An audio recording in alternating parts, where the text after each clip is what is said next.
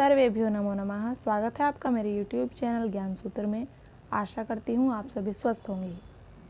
आज हम हिंदी विषय में अलंकार के बारे में पढ़ेंगे। तो सबसे पहले हम जानेंगे अलंकार किसे कहते हैं। अलंकरोति इति अलंकार है, अर्थात जो अलंकृत करता है वही अलंकार है। अलंकार जिसे हम आभूषण भी कहते हैं। किसी भी काव्य की शोभा बढ़ाने के लिए हम अलंकार का प्रयोग करते हैं। इसी को अधिक विस्तृत से पढ़ने के लिए हम इसकी आगे चर्चा करते हैं। अलंकार के दो भेद होते हैं, पहला शब्द अलंकार और दूसरा अर्थ अलंकार। शब्द अलंकार के भेद हैं अनुप्रास, यमक, श्लेष, और अर्थ अलंकार के भेद है उपमा, रूपक, उत्प्रेक्षा और अतिशयोक्ति। शब्द अलंकार और अर्थ अलंकार का क्या अर्थ होता है? तो शब्द अलंकार कहते हैं जिसमें केवल शब्दों के द्वारा ही अलंकार का प्रयोग किया जाए। तो इसमें जो शब्द होंगे उनसे ही हम अलंकारों की पहचान करते हैं। और अर्थ अलंकार में क्या होता है कि जो काव्य है, वाक्य है हमारे, उसका अर्थ चेंज हो जाता है, तो वो हमें अलंकार की पहचान होती है उससे। तो इन सभी को अधिक विस्तृत पढ़ने के लिए हम इनकी आगे चर्चा करते हैं। सबसे पहले पढ़ेंगे अनुप्रास अलंकार। अनुप्रास अलंकार किसे कहते हैं?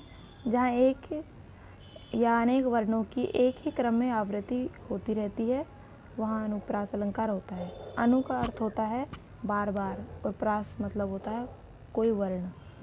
तो जैसे किसी भी वर्ण की बार बार आवृत्ति हो तो उसको हम अनुप्रास अलंकार कहते हैं। उदाहरण के लिए देखते हैं, जैसे पहला उदाहरण है कुकई लगई को कोयलई कंद बन पई बैठी फेरी। मतलब जो ये वाक्य है हमारा, इसके अंदर क्या है, जो क वर्ण है उसकी बार बार आवृत्ति हो रही है।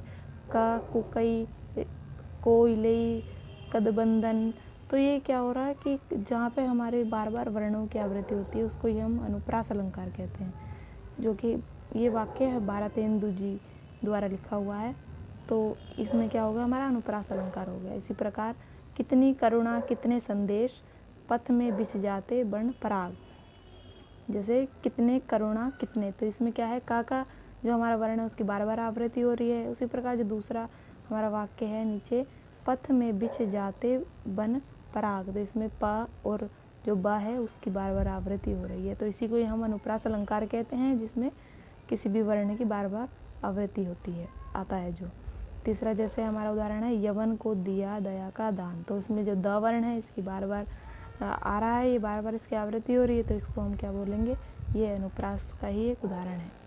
इसी प्रकार तरणी तनुजा तट तमाल तरुवर बहुछाए। तो ये आपको पता चल गया कि त इसमें वर्ण बार बार आ रहा है, तो ये हमारा क्या है, अनुप्रास अलंकार का ही एक उदाहरण है। तो अगला हम पढ़ते हैं यमक अलंकार। यमक अलंकार किसे कहते हैं? जहाँ समान रूप वाले निरर्थक या भिन्नार्थक वर्ण समूह की आवृत्ति हो, तो वहाँ यमक अलंकार का प्रयोग होता है। जैसे कि एक शब्द होता है तो उसके हम अलग अलग अर्थ उसमें देख सकते हैं। एक ही शब्द के दो या दो से अधिक अर्थों को हम उसमें देख सकते हैं। उदाहरण के लिए हम देखते हैं, जैसे कहे कवि बेनी ब्याल की चुराई लीनी। जैसे कि इसमें जो बेनी बंदीजन है, वे लेखक हैं, उनके द्वारा ही लिखी गई है। तो उन्होंने इसमें बेनी के अर्थ में अपना नाम भी इसमें लिखा हुआ है, और दूसरे अर्थ में बेनी को चोटी भी कहते हैं। तो इसमें मतलब दो अर्थों को इन्होंने एक ही वाक्य में, एक ही शब्द में लिख दिया है, कहे कवि बेनी ब्याल की चुराई लेनी। तो इसी प्रकार क्या होता है, यमक अलंकार में एक ही शब्द लिखकर हम दो अर्थों को उसमें प्रकट कर देते हैं। इसी प्रकार दूसरा उदाहरण देखते हैं, सूची वर के कर कुलीन लक्कर। तो इसमें क्या है, सूची वर कर, कर का अर्थ होता है एक, हम हाथ भी बोलते हैं, कुलीन लख कर। तो जो इसमें दूसरा कर है उसका अर्थ होता है, ये एक सहायक क्रिया के रूप में यहाँ पर इसका इस्तेमाल किया गया है, लख कर। उसी प्रकार हम तीसरा उदाहरण देखते हैं, जैसे यह वह बांसुरी की धुनी कानी परे कुल कानी हियो ताजी भाजती है। जैसे वह बांसुरी की धुनी, कानी मतलब होता है एक कान होता है, और दूसरा जो कानी दिया हुआ है कुल कानी हियो ताजी भाजती है। तो जो कुल कानी, इसमें जो खानदान अर्थ जो होता है कानी का अर्थ, तो इसमें दो अर्थ एक ही शब्द के दिए हुए हैं। तो यमक अलंकार में ये होता है कि एक शब्द के हम अलग अलग अर्थ उसमें हम देख सकते हैं। अगला है श्लेष अलंकार। श्लेष अलंकार किसे कहते हैं? जहाँ एक ही शब्द एक बार प्रयुक्त होने पर भी अभिधा शक्ति के द्वारा 2 या अधिक अर्थों का ज्ञान कराता है, वहाँ श्लेष अलंकार हो जाता है। जैसे हमने यमक अलंकार में पढ़ा था, उसमें क्या होता है कि जो एक शब्द है वो 2 बार लिखा हुआ होता है और उसके अर्थ भी अलग अलग होते हैं। पर इसमें क्या होता है कि एक शब्द वो एक ही बार लिखा हुआ होता है और उसका अर्थ अलग अलग होता है। उदाहरण के लिए हम देखते हैं, जैसे पहला उदाहरण है, जो रहीम गति दीप की कुल कपूत की सोए, 12 उजियारो करे बढ़े अंधेरो होई। जो रहीम गति दीप की, मतलब कि इसमें दीपक जो होता है एक कुल कपूत होता है जो कुपुत्र होता है, तो उन दोनों की एक ही प्रकार की गति होती है। 12 उजियारो करो, पहले वे क्या करते, 12 मतलब होता है पहले, उजियारा करते हैं, करे, बढ़े मतलब ये जो बढ़े शब्द है इसमें यही जो श्लेष अलंकार का उदाहरण है। बढ़े मतलब होता है, एक तो होता है बड़ा और दूसरा अर्थ होता है इसके बुझ जाना। तो इसी प्रकार बढ़े अंधेर होए, तो ये पहले बड़ा, इसको हम बोल सकते हैं पहले बड़ा होता है वो, फिर क्या होता है बुझ जाता है, बड़े अंधेर होए।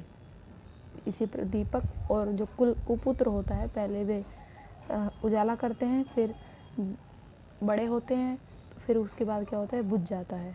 तो इसके बड़े के 2 अर्थ इसमें दिए हुए हैं। इसी प्रकार दूसरा उदाहरण देखते हैं, रहीमन पानी राखिए बिन पानी सब सूना, पानी गए न उबरे मोती मानुस चून। तो इसमें क्या है कि जो रहीमन पानी राखिए बिन पानी सब सून, तो पानी गए न उबरे मोती मानुस चून। तो इसमें क्या हो रहा है कि जो पानी है उसके इसमें अलग अलग अर्थ बताए हुए हैं।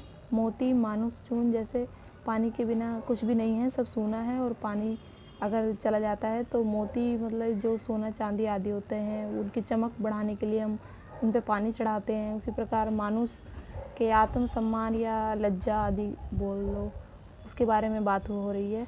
और चून जो आटा हमारा सूखा रहता है बिना पानी के, तो इसमें अलग अलग पानी के इसमें अर्थ दिए हुए हैं, एक ही पानी के 3 इसमें अर्थ दिए हुए हैं। तो इसी प्रकार हम क्या कह सकते हैं कि ये किसका उदाहरण है, श्लेष अलंकार का उदाहरण है। एक ही शब्द इन्होंने एक बार लिखा है पर उसके अर्थ हमने 3 बार इसमें देख लिए हैं।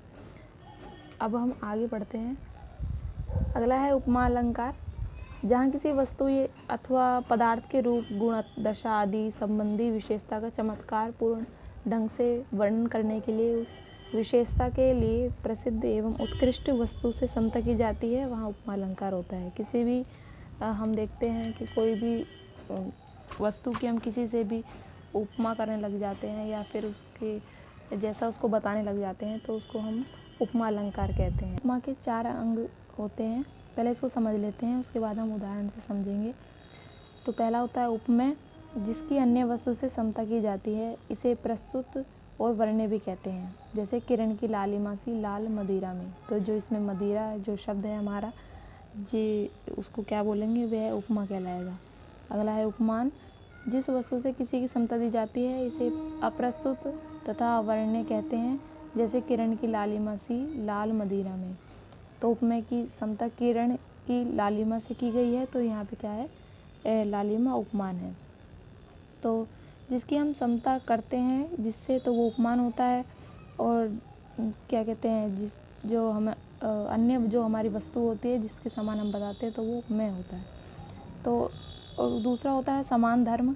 समान धर्म किसे कहते हैं, जो हमारा समान हम उसमें गुण देखते हैं। जैसे उपमेय और उपमान में विद्यमान समान गुण को हम समान धर्म कहते हैं। उपयुक्त उदाहरणों में जैसे लाल समान है, जैसे हमने पढ़ा था किरण की लालिमा सी लाल मदिरा में, तो इसमें लाल जो हमने गुण देखा लालिमा में और मदिरा में समान, तो उसी की वजह से हमारा यहाँ पे उपमा अलंकार हुआ।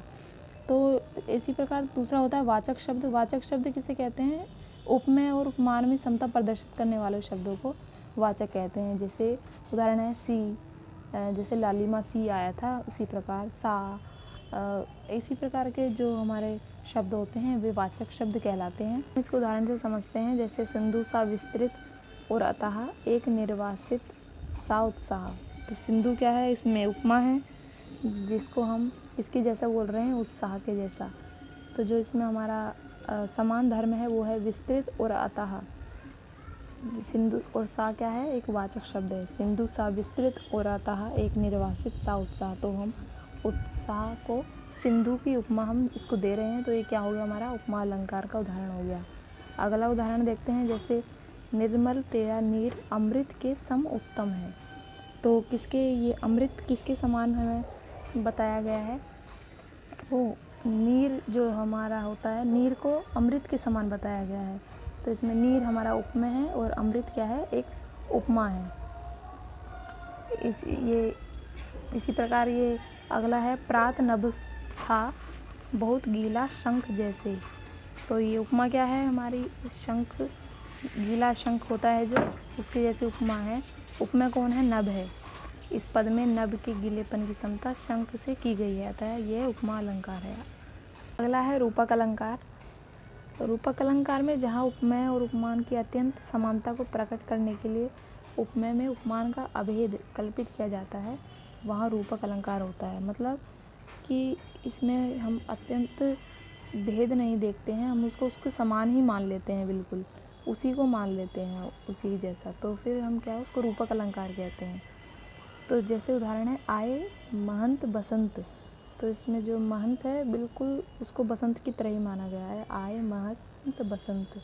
तो जिस प्रकार हम बसंत का स्वागत करते हैं, उसी प्रकार यहाँ महंत के बारे में बोला गया है, आए महंत बसंत। तो अगला है, सब प्राणियों के मत मनोमयूर आहा नचा रहा। तो इसमें कोई वाचक शब्द नहीं है, न कोई समान धर्म है, सिर्फ इसमें उसी का रूप दे दिया गया है, उसी को रूपक अलंकार कहते हैं और उसको बिल्कुल उसी के समान मान लेते हैं। जैसे सब प्राणियों के मन मनोमयूर आहा नाच रहा, उनका मन है जो मयूर की तरह नाच रहा है। इसी प्रकार तीसरा उदाहरण है, राम नाम मणि द्वीप बहु जी देहरी द्वार। अगला है उत्प्रेक्षा अलंकार। जहाँ प्रस्तुत वस्तु उपमेय में अप्रस्तुत वस्तु जो उपमान है की संभावना या कल्पना का वर्णन हो, वहाँ उत्प्रेक्षा अलंकार होता है। उत्प्रेक्षा अलंकार में मानो, मनु, जानो, जनु आदि शब्दों का हम प्रयोग करते हैं। उदाहरण के लिए जैसे झुक कर मैंने पूछ लिया, खा गया मानो झटका। तो जैसे झुक कर मैंने पूछ लिया, तो खा गया मानो झटका। तो इसमें मानो शब्द है, तो इससे हम उत्प्रेक्षा अलंकार का पहचान कर सकते हैं उसकी। झुक कर मैंने पूछ लिया मानो झटका। तो अगला है, वन शारदी चंद्रिका चादर ओढ़े लसे सम्मल कृंत कैसे भला। तो वन शारदी चंद्रिका चादर ओढ़े लस, तो जो इसमें जो चादर है वो क्या है, हमारी उपमा है, उसको किसके समान बताया है, मतलब शारदी चंद्रिका के समान। जो हमारा वन है वो है हमारा उपमेय है। उसी प्रकार राख का लीपा चौका। अगला है अतिशयोक्ति अलंकार। जहाँ किसी भी विषय का अत्यंत बढ़ा चढ़ाकर चमत्कार पूर्ण वर्णन किया जाता है, वहाँ अतिशयोक्ति अलंकार होता है। जैसे देख लो साकेत नगरी है, यही स्वर्ग से मिलने गगन में जा रही। साकेत नगरी अयोध्या नगरी को बोलते हैं। तो अयोध्या नगरी का जो है वर्ण, मतलब इतना बढ़ा चढ़ाकर उसको बोला गया है, जैसे स्वर्ग से उसकी जो है तुलना कर दी है इसमें। तो इतना बढ़ा चढ़ाकर जो बोल देते हैं उसको अतिशयोक्ति कह देते हैं। तो ये अतिशयोक्ति अलंकार है, जिसमें हम बढ़ा चढ़ाकर किसी भी बात को रखते हैं या बोलते हैं। तो इस प्रकार आज के हमारा ये जो प्रकरण था वो यहीं ख़त्म होता है। अगर आपको मेरी वीडियो अच्छी लगी हो तो प्लीज़ लाइक करो और सब्सक्राइब करो मेरा यूट्यूब चैनल। धन्यवाद।